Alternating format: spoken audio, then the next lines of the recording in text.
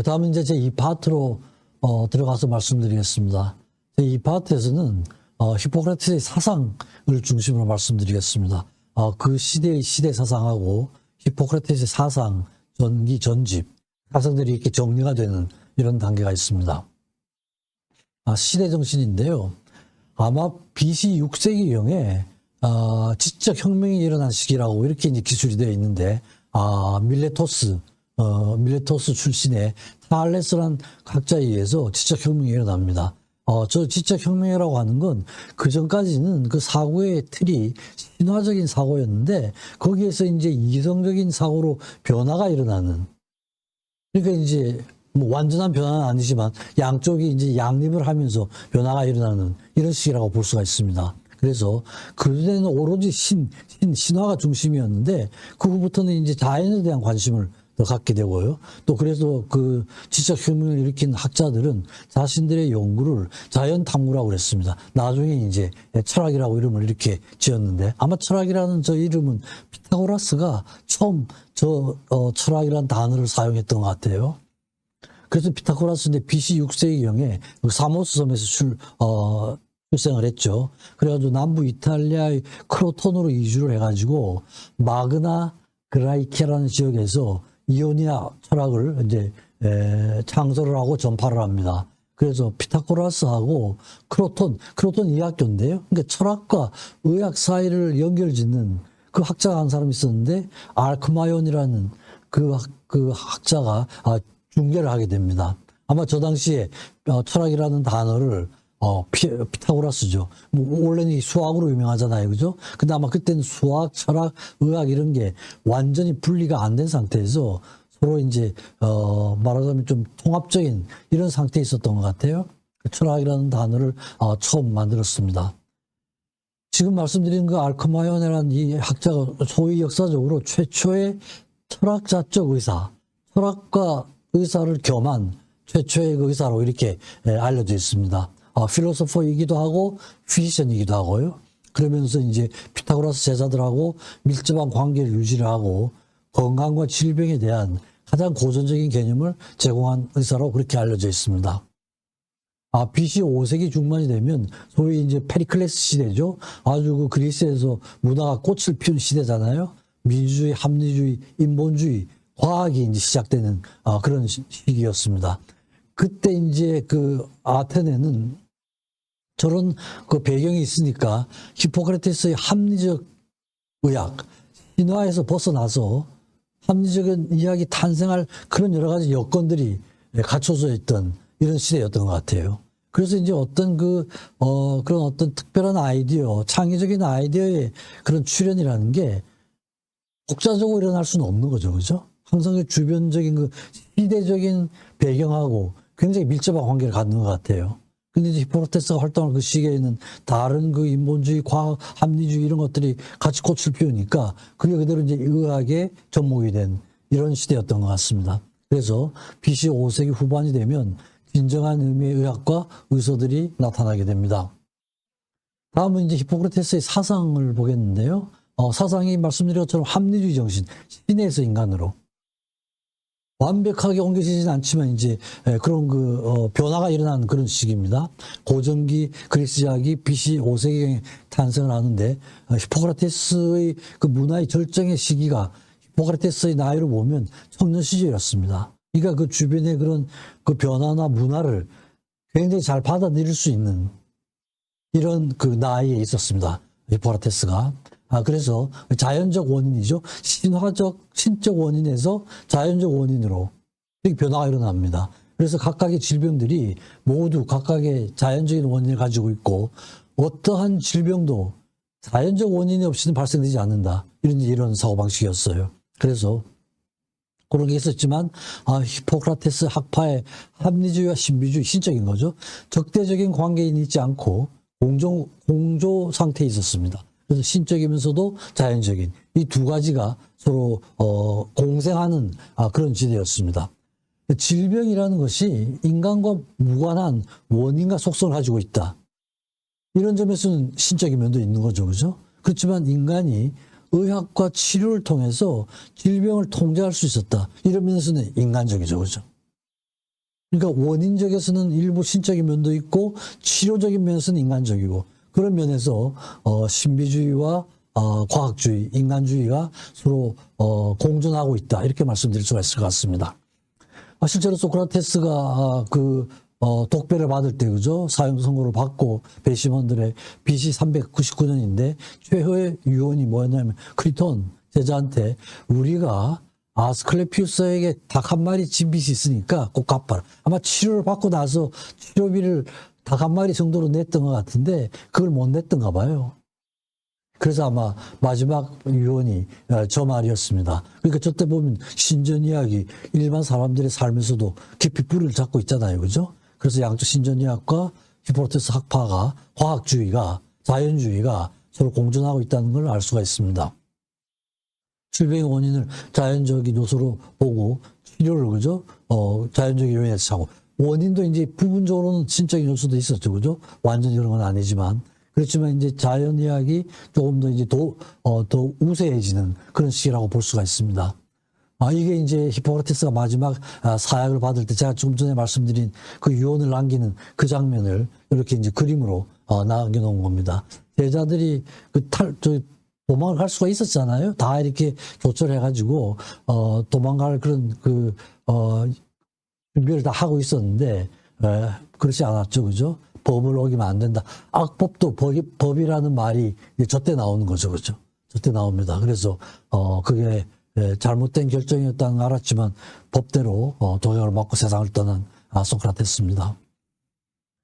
그다음에 이제 히포크라테스의 전기를 보면 이제 전기가 많이 나오죠. 소라노스라는 사람에 의해서 전기가 쓰여졌는데 아마 저게 가장 자료도 정확하고 정본으로 인정이 되고 있습니다. 그 후에도 브리세볼 전기 많은 사람들이 전기를 썼어요. 수다본 전기가 있고 그 후에 시대를 오면서 체체스, 스테파노스, 갈레누스 여러 사람이 했는데 아까 말씀드린 그 소라노스하고 나중에 이제 갈레누스가 또 나중에 히포크라테스를 말하자면 부활을 시키거든요. 거기에서 이제 그 두 사람이 아마 제일 중요한 사람인 것 같습니다. 그래서 갈레누스도 보면 훌륭한 이사는 철학자이기도 하고 철학자와 의학을 겸하고 있는 이런 거죠. 그리고 자기의 논문 속에 히포크라테스의 생애에 대한 많은 내용이 들어가 있습니다. 그래서 히포크라테스의 전기가 많은 학자들에 의해서 쭉 쓰여져 왔고 그런 기록에 의해서 우리가 지금 히포크라테스에 대해서 많은 부분을 기록에 의해서 알 수 있는 거죠, 그죠? 그리고 이제 워낙 사상이 많았기 때문에 전집이 또 많이 만들어졌습니다. 그래서 히포크라테스가 쓴 저술에 대해서 두 가지 방향의 작업이 있는데 하나는 전집에 대한 주석, 해설을 하는 게 있고 또 이제 용어가 이제 하도 많이 나오니까 용어에 대한 어떤 통일을 해야 되지 않습니까? 그래서 용어 사전을 많이들 편찬을 합니다. 주로 헤로필로스 학파에 의해서 수행이 됐다 그러고요. 헤로필로스의 제자 바키오스 필리노스 아까 제가 히포크라테스의 후손들 후의 학자들에 대해서 잠깐 말씀드렸었는데 이 사람들에 의해서 독립적으로 용어 사전이 편찬되기도 했습니다.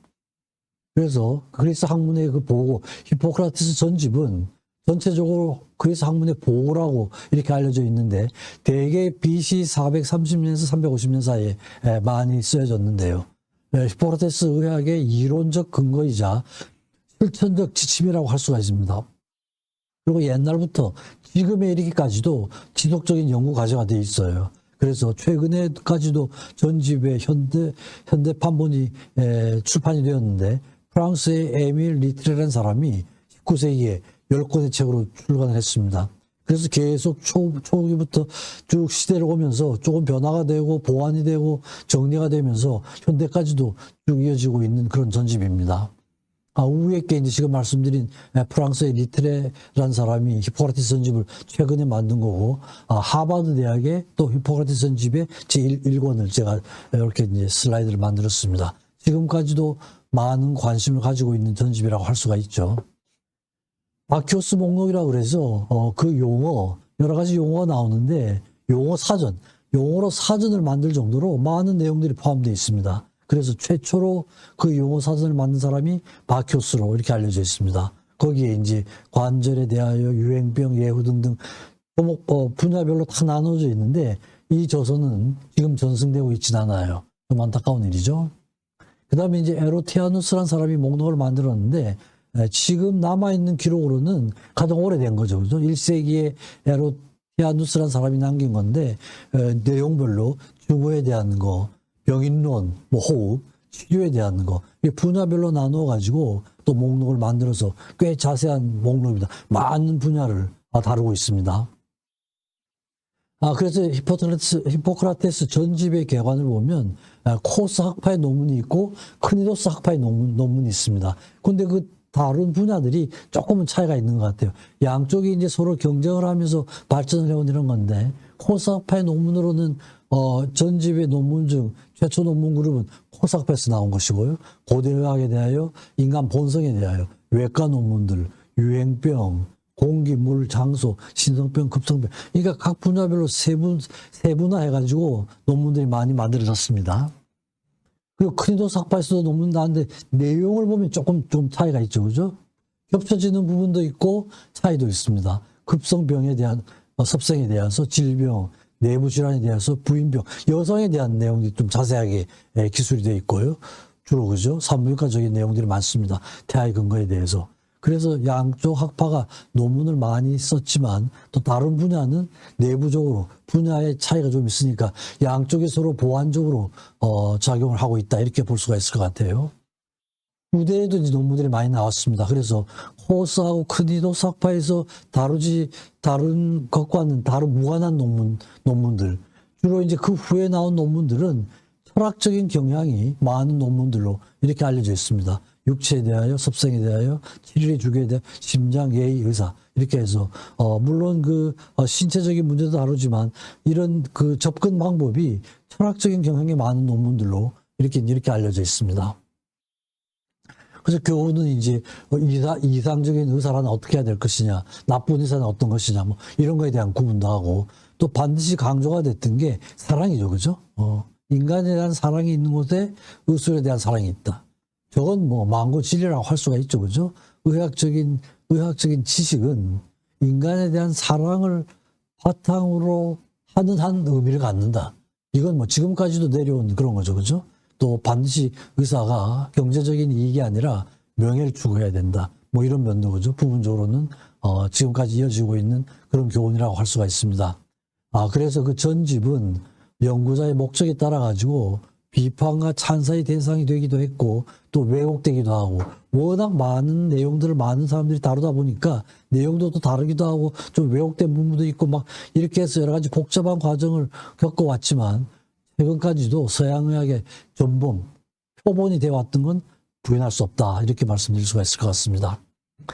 역시 이제 히포크라테스 문제라는 게 있죠, 그죠? 이게 이제 워낙 많은 양이 되다 보니까 여러 가지 문제점이 제기가 됩니다.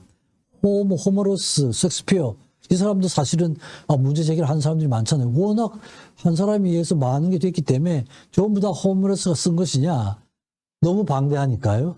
전부 섹스피어 작품이나 여러 사람이 한 거 아니냐, 이런 식의 논리가 쭉 있어 왔죠, 그죠? 그와 비슷하다, 이제 이렇게 보는 겁니다. 그래서 진서와 위서, 진짜도 있고 가짜도 있고, 실제 모든 책들을 히포크라테스가 저술을 했나?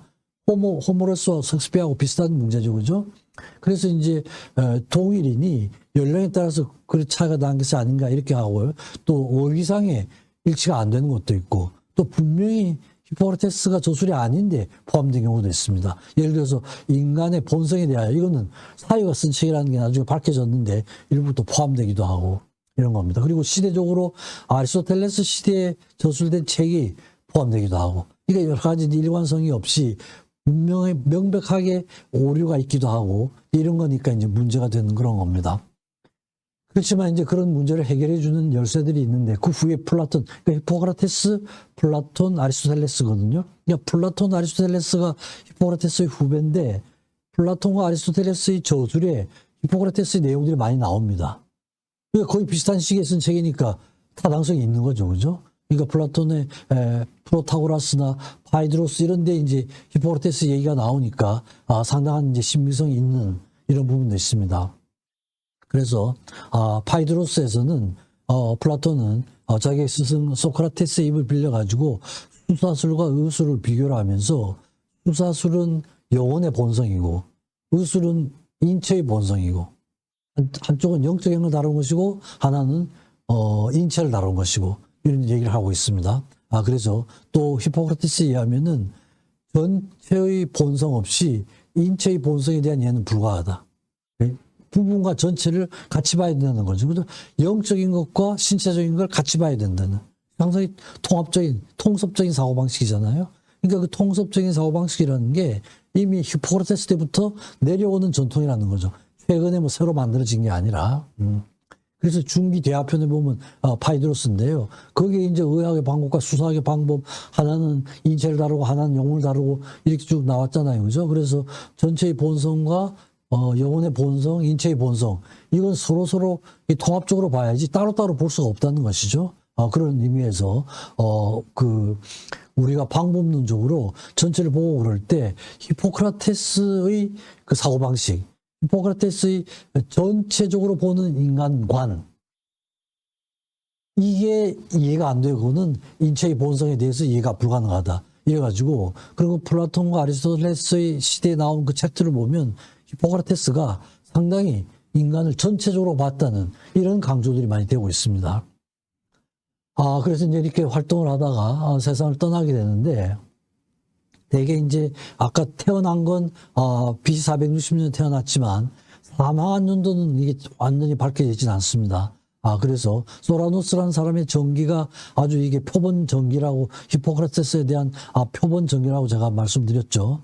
거기에서 기록을 보면 그 라리사에서 데모크리토스와 같은 나이에 삶을 마감했다, 이런 기록이 나오는데, 쭉 계산을 해보면은 저기 태어난 건 BC 460년인데 사망한 건 일단 90세, 어떤 사람은 90세, 85세, 100세 뭐 이런 기록이 나오는데, 대개 BC 375년에서 351년 사이, 요 사이에 사망을 하지 않았을까, 그렇게 이제 추정을 하고 있습니다.